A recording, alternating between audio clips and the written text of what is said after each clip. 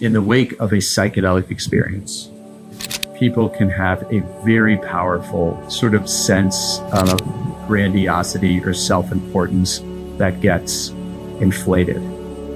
I'm Adrian Baker. I'm a meditation and psychedelic integration coach. And in this video, I want to talk about one of the risks or dangers in working with psychedelics, which is a sort of ego inflation experience after working with a psychedelic. Nothing is risk-free in life, and that's certainly true of working with very powerful compounds like psychedelics. You should always do incredibly diligent research before ever contemplating such a decision in terms of preparing for it, having the actual ceremony, how to integrate that afterwards. All of that are things that should invite a lot of care and attention, particularly when you are newer to that experience. Through doing some best practices, we can mitigate those risks. And that's what I'd like you to have by the end of this video, just a sense of what is ego inflation in the wake of a psychedelic experience, and what are some practical tools and steps you can take to mitigate that risk.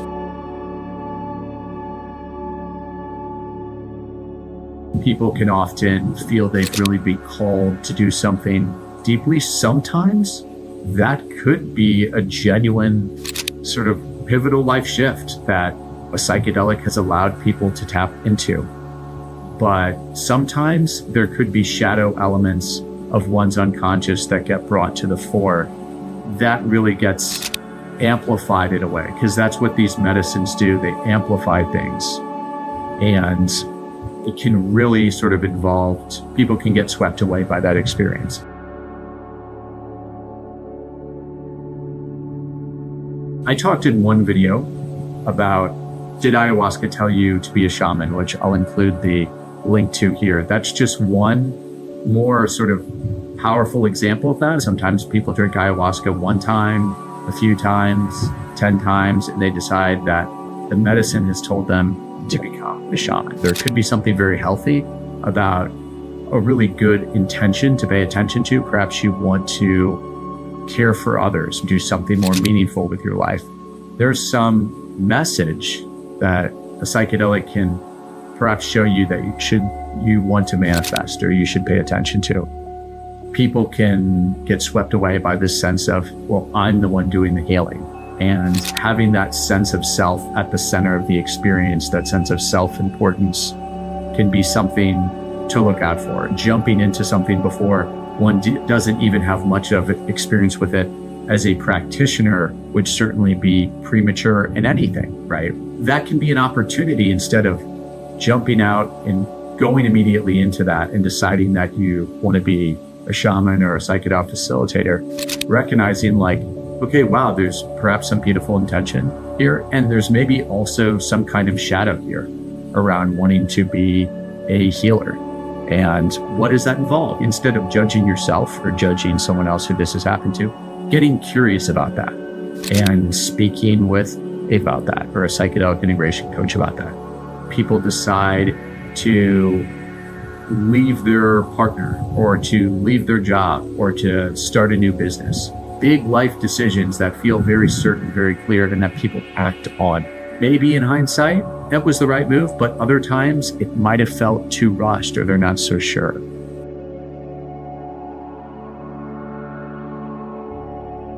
The first piece of advice for working with a psychedelic in the weeks afterwards is just don't make any big decisions.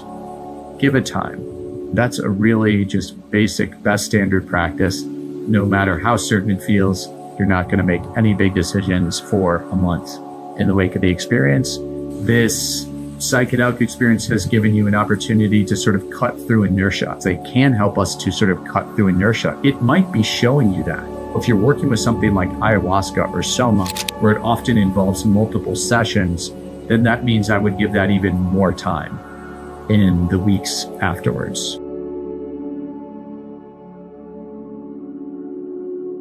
Secondly, just be on the lookout for if things feel very certain. Things like leaving your partner or leaving your job or starting a new business. These are big, complicated decisions with lots of factors involved. Perhaps this might be a decision you've known for some time. There's a balance between not acting too soon, but also not waiting too long. If you don't act on leaving that job you've been unhappy with and you're just waiting months on end, that's not wise either. But at least give this a month to really think through this, really checking in with yourself and learning what it's like to be with the uncertainty.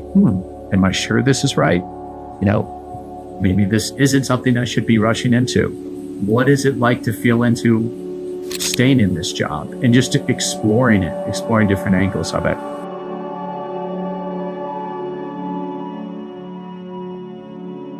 The third thing is being in touch with people you trust, who you feel won't judge you, but who know you well and can offer a valuable perspective. Comparing you to who you were, it doesn't mean this could be close family and friends.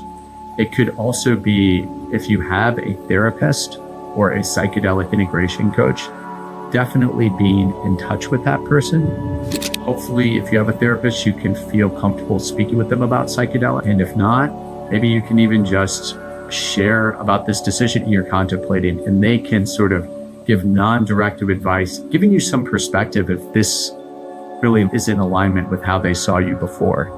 And you can make sense of that for yourself, but just inviting different perspectives. Right? If you don't have that kind of support, noticing that.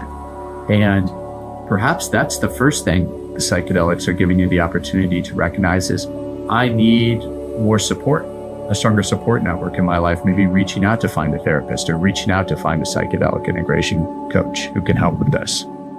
Alternating this with being in silence, spending a little time to contemplate these decisions, journaling on it can be very helpful. If you don't like to write, even leaving yourself a voice memo, it can be interesting to read back what you've written or what you recorded a week or a few weeks with the benefit of hindsight, and just to sort of notice how the state of your mind in the wake of the experience and how your thought process has evolved.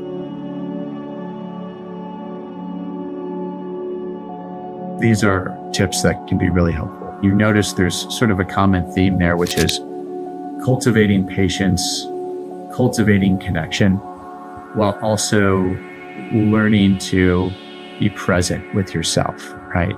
So if you don't have something like meditation practice, really using this as an opportunity to cultivate that so you can listen to yourself more deeply. An important practice related to this is not only being in the mental stories that you're creating around this, which can be very important for sure, but letting go of the story and just really being with the feeling underneath it and really learning to listen to your intuition. Ayahuasca and Soma in particular really have been a journey of becoming more connected to my sense of intuition and learning to not just be in my cognitive mind and really learning to be more embodied and listening to the wisdom that can come through feelings and emotions and not just thoughts and analysis, balancing intellect, but also with intuition.